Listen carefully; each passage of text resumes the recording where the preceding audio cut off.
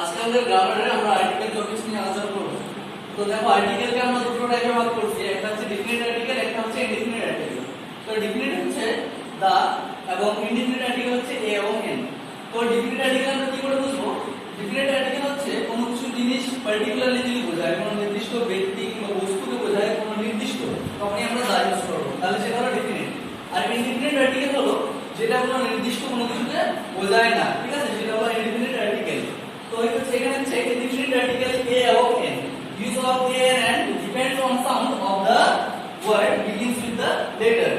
তাহলে a এবং n এর ইউজটা ডিপেন্ড করছে আমাদের কিসের? শব্দের উপর ডিপেন্ড করছে এবং তার উচ্চারণের উপর ডিপেন্ড করছে, ঠিক আছে, কখন আমরা কিভাবে ইউজ করব। তো এখন আমরা উদাহরণটা দেখে নিচ্ছি কি করে। আমরা আর্টিকেলের a এবং n যেটা আছে আমাদের ইনডিফিনিট আর্টিকেল, সেটা উদাহরণ আমরা এখানে এখন পূরণ করব। দেখো I have a pen, তাহলে p হচ্ছে তোমার কনসোনেন্ট, তার জন্য এখানে আমরা মাস্ট বি এটা ইউজ করছি, তাহলে হবে I have a pen, তাই তো। এরপর সেকেন্ডে দেখো, সেকেন্ড অপশনে today morning I ate this apple, তাহলে অ্যাপেল, তাহলে যেহেতু সেটা ভাওয়াল দিয়ে স্টার্ট হয়েছে, তার জন্য এখানে আমরা মাস্ট বি n ইউজ করব, কারণ আমরা সবাই জানি a এবং n ডিপেন্ড করে ভাওয়েল কিংবা কনসোনেন্ট, তাই তো।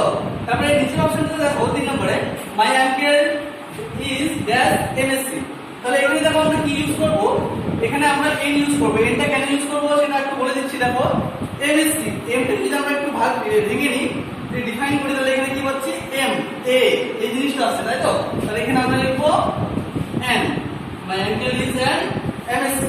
তারপরে 4 নম্বরে দেখো I C dash one I dear, তো ওয়ান আছে, এখানে ভাওয়েল আছে, তো এখানে আমরা কি ইউজ হবে? আমাদের চিন্তা আসবে যে এখানে আমরা n ইউজ করতে পারি, কিন্তু এখানে আমাদের n ইউজ হবে না, এখানে আমরা ইউজ করব a, কারণ এটা উচ্চারণ দেখবে ওয়ান, এখানে ডাবল মতো আছে, তো এখানে সেটার জন্য আমরা ইউজ করব a।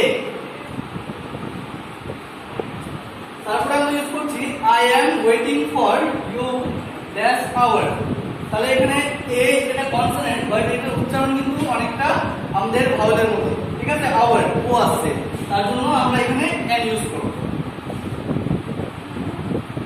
তো আজকের এইটুকু অংশ তোমরা বুঝতে পেরেছো a এবং n কিভাবে ইউজ করব।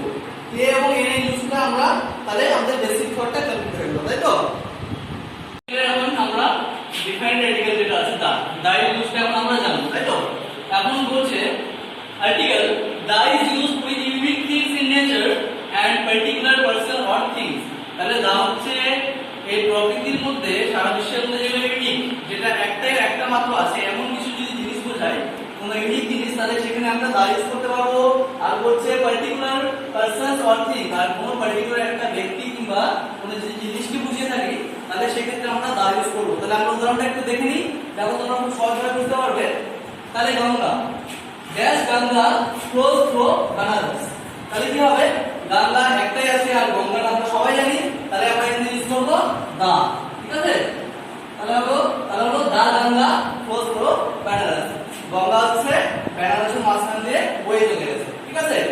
এখানে দেখো সেকেন্ড অপশনে 2 নম্বরে দেখো dash prime minister Narendra Modi, তাহলে এখানে কি হবে? দা প্রাইম মিনিস্টার নরেন্দ্র মোদি, কারণ প্রাইম মিনিস্টার নরেন্দ্র মোদি একজনই আছে, তার জন্য সেখানে আমরা দাটা মাস্ট ইউজ করতে পারি না। তারপরে দেখো 3 নম্বরে ড্যাশ সান, পৃথিবীতে সারা বিশ্বে ব্রহ্মাণ্ডে সূর্য একটাই আছে, আমরা অবশ্যই জানি, তাহলে মাস্ট আমরা এখানেও দা ইউজ করব। তারপর বলছে আই হ্যাভ এ পেন, আমার কাছে একটা কলম আছে, দ্যাট পেন ইজ রেড, আমার আই হ্যাভ এ পেন, এখানে দেখো এই ইউজ করলাম, আর এই জায়গাটা আমরা কি ইউজ করব? আই হ্যাভ এ পেন, আমার কাছে একটা কলম আছে, আর ওই কলমটা কেমন? লাল কলম, তাহলে আমি এখানে দা মাস্ট ইউজ করব, যেহেতু আমাদের পার্টিকুলার ওই পেনটার কথা বলা হচ্ছে, তাহলে এখানে হবে I have a pen, the pen is red, okay দা। তাহলে দেখো আর্টিকেলস এর ডিফিনিট আর্টিকেল যেটা আছে দা, তার এই ইউজটা কিন্তু আমরা সুন্দরভাবে বুঝতে পারলাম এখানে। আশা করি তোমরা সবাই বুঝতে পেরেছো। আর দেখো এখন আর্টিকেলের আমরা ডিফাইনটা করলাম আজকের মধ্যে এখানে। নমস্কার।